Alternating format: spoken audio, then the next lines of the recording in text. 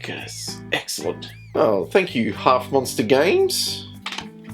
Give that a go. It looks good. If you want to see how that goes, I'll put some pictures up of it on my Instagram account. Go check that out. I'll put the links in the description. That was rather lovely. Ooh, this one's exciting. I've been waiting to do this one. This was a bit of a treat, I guess, now. I did initially buy it for a friend who apparently found his own copy. And I went, well, I could return it, but considering it's sold out everywhere in Australia, it took me ages to find this. The best I was going to do, I was trying to find my friend a copy, as I said. I was going to be able to get it for about $30, I think, was the cheapest I could find it. And then eventually King's Comics came through for me. King's Comics are in Sydney. Sydney? Yeah, I think Sydney. They're really good online. Like I send to, where is that? What do you have one of these for? They're brilliant. I just contact them on Facebook. They essentially tell me yes or no, and then I make the order online. This was like someone had put in an online order and then sort of sent it back or something, or didn't go through, or they decided they didn't want something. I don't know. But however, it meant that they contacted me straight away, like same day, and now it's in my little hands. Gotta be careful. Oh. Why don't I just rip the paper? Seriously, what am I doing? Am I going to preserve the paper? No, I'm not. I'm going to rip the paper. Wow. Yes. Nice. This should be the final of Snyder's run on Batman. Batman Last Night on Earth. This is book 1. I managed to get book 1 for a friend. Now I'm going to read it, and I'm actually looking forward to it. I've heard nothing but good things. I'm told it's a great conclusion to what's been the Snyder's run on Batman. So I am really looking forward to this, apparently. Oh, that's excellent. Oh, cool. Very cool. So I was in my office, and I got a sheepish knock on the door from one of the students. Just have to take a sip out of my very cool Doctor Who mug.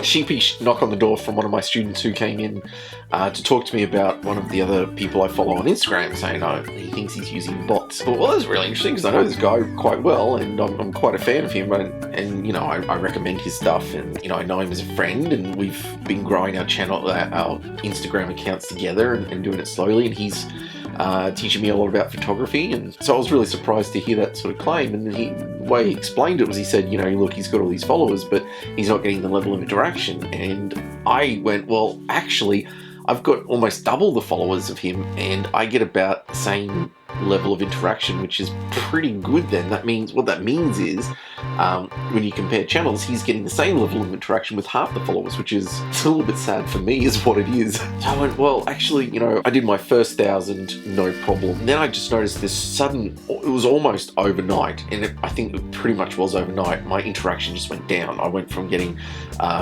like easily, you know, over 100 likes per image, and it went down to like 10, 20, and I had no idea why, and I still don't know. Look, I do this for fun, and I do this to learn, and I do this to challenge myself, because I find I'm not, unless I'm challenging myself, I'm not growing. Unless I'm not giving myself challenges to do things with Instagram and social media, then I'm not really interested in being on Instagram or social media. I had an Instagram account for ages and did nothing with it, just because I was like, I don't want to. So I couldn't follow. I tried to do some research, and I tried to work out what was going on, and people talked about the algorithm change, and they talked about stuff, and then you needed to do all this stuff with hashtags and all these sorts of things. And so I just said, look, I kind of just want to do my thing and just enjoy it. I just want to take photos, and I was trying to build an aesthetic, and he's very bold, and I loved this, actually. He goes, yeah, I get that you're trying to build an aesthetic, Mr. Adams, but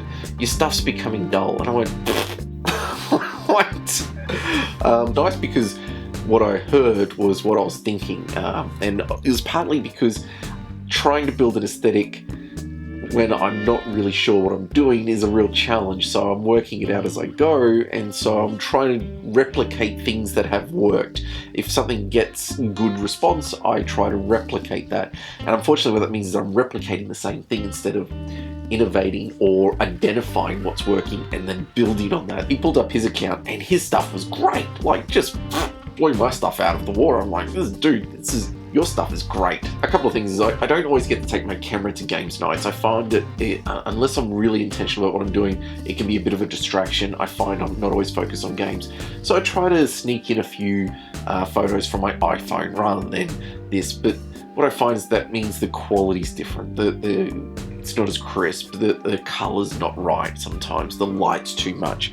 Also, the area we're in is very dull. It's a wonderful space for entertaining and having people around, but it doesn't make for a really riveting background in games. And then I sort of got to a point where I'm like, well, how do you take a photo of a board game and make it interesting? I don't see that as a complaint. I see that as that there are challenges, and I've got to find a way to overcome my challenges, and I've got to find a way to capitalize on my gains. And what I thought I might go through some of my more favorite accounts very quickly and show you some of the pictures of what other people are doing, because I thought, well, why am I not actually sitting down and just looking at the accounts that I like and getting a sense of what they do really well? So that's what I'm going to do right now. Some of these people like Girly Gamer, Board Gamer Girl, Ella loves board games. I think I've mentioned these people before. They're all really great. All three of those people are in fact Australians and have really strong accounts and are really good at taking photos. I'm going to start by talking about More Games Please. In the UK, I believe, I think he's UK, but his photography is really good. There's obviously thought. I mean, I don't take stuff out